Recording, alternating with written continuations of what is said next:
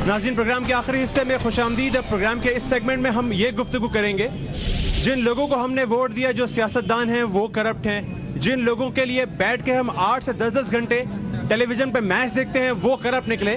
क्या बहैसियत माशरा हम पूरी तरह से करप्ट हो चुके हैं? लोगों से ज़रा इस हवाले से आखिरी ओपिनियन ले लेते हैं। जनाब, आप क्या समझते हैं? मैं ये कहना चाहता हूँ जो सलमा भट्ट और आसिफ पे, ये आमिर पे बहुत वो किया हुआ है लोगों ने, इंग्लैंड वालों ने।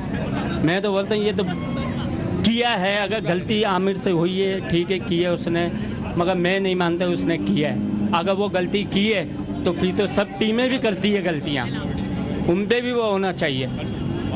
क्यों सिर्फ हमारे पाकिस्तान की टीम में ही होना चाहिए हर बात पे?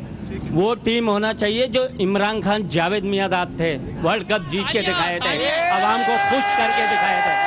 ये टीम अब वो नहीं है जो पहले की टीम थी हमारी। बोलना क्या चाह रहे हो? एक तरफ आप बोलते हो खिलाड़ी वैसे नहीं है, एक तरफ आप ये भी बात कह रहे हो कि पाकिस्तानी खिलाड़ियों पर ही फोकस किया जाता है। मैं ये बोल रहा हूँ सजा अगर उनके ऊपर है, अगर गलती की है तो सजा होगी, अगर वो बेगुनाह है तो बेगुनाह होगा। हमारा पूरा का पूरा माशरा करप्ट हो चुका है, ठीक है। और सबसे पहले हमें अपने आप को सही करना है। जब तक हम अपने आप को सही नहीं करेंगे तब तक हम किसी को सही नहीं कर सकते। हम लोग सिर्फ और सिर्फ दूसरों पे उंगलियां उठा सकते हैं, यार उसने वो कर दिया, उसने वो कर दिया, जरदारी ने ये कर दिया, मुशर्रफ ने ये कर दिया। बट हम लोगों को चांस मिले ना तो हम भी वही करेंगे जो वो इस वक्त कर रहे हैं। जैसे आमिर को चांस मिला, जैसे आसिफ को चांस मिला, जिसको कुर्सी मिलती है वो उसका गलत इस्तेमाल करता है। बिल्कुल हमारी कौम में ये चीज बैठ चुकी है कि जिसे भी कुर्सी मिलेगी, इवन कि मुझे भी कुर्सी मिलेगी ना तो मैं भी वही करूँ। क्यों? क्या वजह है? इसलिए कि हमारे माशरे को इतना तंग कर दिया गया है, इतना तंग कर दिया गया है कि हम रोटी कमाने निकलते हैं तो सिर्फ हम रोटी ही का सोचते हैं। हम ये नहीं सोचते कि हमारे बराबर वाले के साथ क्या हो रहा है। हमें ये सोचने की जरूरत ही नहीं पड़ती, हम सिर्फ सोचते हैं उसके ऊपर पाँव रख दें और अपनी रोटी लेके निकल जाएं। ठीक है जी। शहजाद, यहाँ पर ये साहब बड़ी देर से कुछ कहना चाह रहे हैं, क्या कहना चाह रहे हो? एक्चुअली मैं ये कहना चाह रहा हूँ कि जिस तरह अभी भाई ये कह रहे थे और ये भाई बात कर रहे थे कि हमारा मतलब पाकिस्तान में ये कह रहे थे कि होना चाहिए उनका मतलब हमारी अदालत को मतलब फैसला देना चाहिए। आपकी बात बिल्कुल सही है कि हमारी अदालत क्या संभालेगी, वो तो मुल्क के कोई पैसे से नहीं दे पाते तो इसके क्या देंगे। ये बात आपकी बिल्कुल सही है, लेकिन हम लोग अभी मरे नहीं है, आवाम जिंदा है अभी, ठीक है ना। उनके ऊपर अभी बहुत प्रेशर है वहाँ पे और हमें यहाँ पे उनको सपोर्ट करनी चाहिए। लेकिन देखिए मेरी बात सुने, एक बहुत इंपॉर्टेंट बात जो यहाँ मेरे एक दोस्त ने कही, वो यहाँ ये बात कर रहा है कि अगर उसे मौका मिला ना तो वो भी किसी ना किसी पोजीशन पर जाके करप्शन करेगा। अच्छा, तुम बहैसियत तालिब इल्म, तुम्हें कल को चांस मिला कि तुम किसी यूनिवर्सिटी के वाइस चांसलर बनोगे तो तुम भी ऐसे ही करने वाले हो। मेरिट के अलावा तुमने भर्तियां करनी है, सब कुछ करना है, ऐसे ही काम करोगे तुम। सर, मैं मर जाऊंगा, लेकिन इसका ये कहना है कि हमारे माशरे को इतना मजबूर कर दिया गया है। जी बोले। ये सिर्फ आप टीवी पे मत बोलो, ये सिर्फ आप टीवी पे मत बोलो, अपने दिल में झांको और अपनी मजबूरियों को झांको। अगर आप अगर मेहनत करने निकलते हो तो आपने वही काम करना है। ये सिर्फ टीवी पे कहने की बातें होती हैं कि हम कुछ नहीं करेंगे, हम कुछ नहीं कर सकते। जवाब दो इस बात की, इनकी बात का जवाब दे यार। आपकी बात बिल्कुल सही है, ये हो सकता है, क्यों नहीं, ठीक है ना। लेकिन मैं उन जैसा नहीं हूँ, अल्हम्दुलिल्लाह मैं अच्छा मुसलमान हूँ और ऐसा नहीं होऊंगा। इनकी बात का मुझे कोई जवाब दे, कोई ठोस जवाब दे इनकी बात का। बोले जी। ये जो इन्होंने बात बोली है ना कि हमें मौका मिलेगा हम भी यही करेंगे, ये गलत बात है। ईमान कच्चा है, इनका ईमान कच्चा है। अगर एक बात सुने ये है, अगर अपनी हद तक की बात है, अगर बंदा वो कर ले, लेकिन जब पाकिस्तान की बात है, ये बात दरअसल इन्होंने बहुत गलत बोली है। आज भी मैं पाकिस्तान के लिए अपनी जान मैं भाई से सवाल करना चाहता हूँ। बात सुने, आप कैमरे से साइड में हो जाएं। भाई से एक सवाल है। हेलो भाईजान, आप क्या कहना चाह रहे हैं जनाब? भाई देखें, भाई का सवाल है, आज तक इन्होंने कितने इख्तियार करे?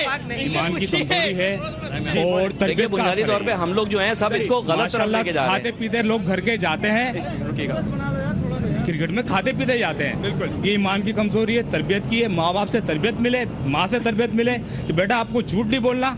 इंग्लिश पढ़ाते हैं, अंग्रेजी पढ़ाते हैं, सब कुछ पढ़ाते हैं, लेकिन उसको 2 हदीसें नहीं सुनाते हैं सच्चाई के बारे में। सही, तो ईमानदारी के बराबर 2 हदीसें किसी को नहीं बताओगी इधर। सही, तो मतलब तरबियत क्या खोटे।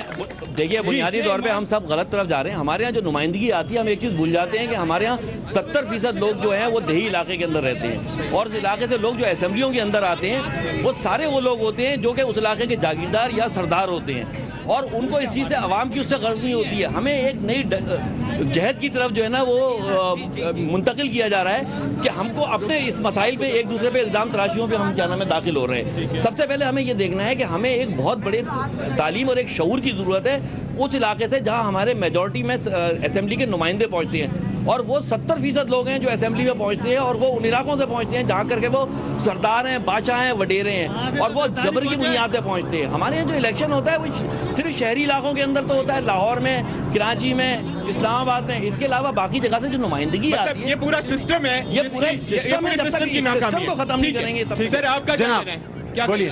जैसे कि इन्होंने अदालतों के बारे में कहा, अदालतें हमारी रेमंड डेविस को तो छोड़ देती हैं, हमारी अदालतें, उनकी अदालतें हमारे ही लोगों को सजाएं देती हैं। यही मेरी कैसी अदालतें हैं मुझे बताएं ना, कैसे फैसले सही होंगे हमारे लोगों के सही फैसले कौन करेगा?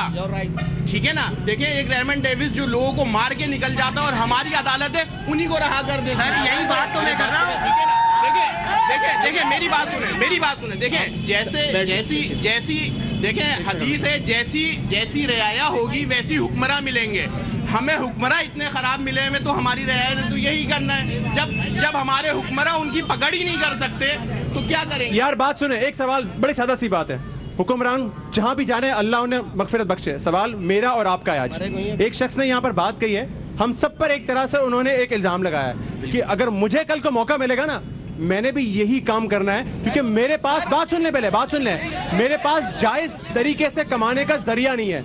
मुझे इनकी सवाल का जवाब दें। अगर कल को तो आपको मौका मिलता है पाकिस्तान की टीम में जाने का, कुछ भी करने का, जज्बाती बात नहीं करना, वो काम करोगे? मैं नहीं जो आमिर ने किया वो काम करोगे जो सलमान भट्ट ने किया? करूंगा। क्यों नहीं करोगे? क्योंकि मेरी तरबियत ऐसी नहीं है, मेरी तरबियत ऐसी नहीं है।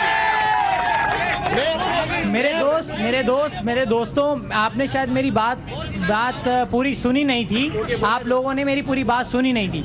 मेरे कहने का मकसद सिर्फ इतना था कि हम लोगों में अपनी इस्लाह का जज्बा कब पैदा होगा, हम अपनी इस्लाह कब करेंगे? हम अपनी इस्लाह कर ही नहीं पाते हैं। हमें दूसरों पे इल्जाम लगाने से फुर्सत होगी तो हम अपनी इस्लाह करेंगे ना। ये जो है ना, ये जो रेशो रेमंड डेविस की आपने बात की, रेमंड डेविस छूट के चला गया, क्या किया आप लोगों ने? किसी ने कुछ किया? किसी ने कुछ नहीं किया। आप लोग सिर्फ जो है ना सियासतदानों के पीछे निकलते हो, सिर्फ सियासतदानों के पीछे निकलते हो। हमारी आप लोग कब निकलना बंद करोगे उनके पीछे? वही ना, आप ही लोग निकलते हो, हम तो पढ़ते हैं, आप ही लोग निकलते हो। सर रेमंड डेविस का केस फर्क है, रेमंड डेविस का केस फर्क है। हम क्रिकेट के मौजू पर वापस आते हैं। रेमंड डेविस के उसके रिश्तेदारों ने जिसको उसने कत्ल किया था उन्होंने खुद माफ कर दिया, वो कहानी खत्म हो गई। अब वापस क्रिकेट पे अगर आते हैं, यहाँ पर पीछे काफी लोग हैं जो प्लीज लिसन गाइस, मेरी बात सुनिए। आप लोग अदालत की बात कर रहे हैं कि हमारे क्रिकेटर बाहर मुल्क में उनको सजा मिल रही है, हमारी जो हुकूमत यहाँ पे करप्शन कर रही है उसको कौन सजा देगा? वही तो, ये बताइए मुझे। ये कहाँ है वो अवाम कहाँ है? अवाम कहाँ है? आज आप ये शो करें तो हम लोग सड़कों पे खड़े हैं, हम लोग वैसे क्यों नहीं निकलते अपनी हुकूमत को मारने के लिए? मारो नहीं, निकालो। आज हमारी अवाम एक झंडे के नीचे नहीं है, हम लोग बढ़ चुके हैं, उन रोटियों के टुकड़ों के पीछे बढ़ चुके हैं जो दल्ले भड़वे हमें।